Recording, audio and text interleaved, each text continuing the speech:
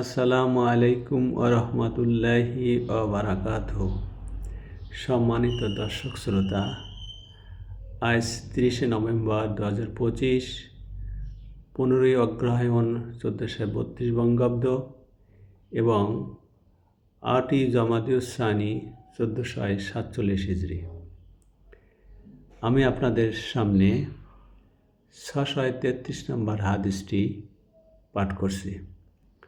হযরত ইবনে আব্বাস রাদিয়াল্লাহু আনহু থেকে বর্ণিত, তিনি বলেছেন, রাসূলুল্লাহ সাল্লাল্লাহু আলাইহি ওয়াসাল্লাম আব্দুল কায়েস গোত্রের প্রতিনিধি দলের দলপতিকে বলেছিলেন, তোমার মধ্যে এমন দুইটি গুণ বা অভ্যাস রয়েছে যা স্বয়ং আল্লাহ পছন্দ করেন।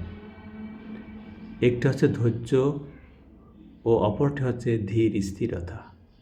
মুসলিম শরীফ।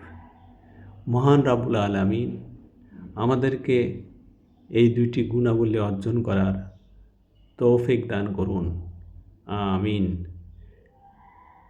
চ্যানেলটিতে সাবস্ক্রাইব প্লিজ। ধন্যবাদ।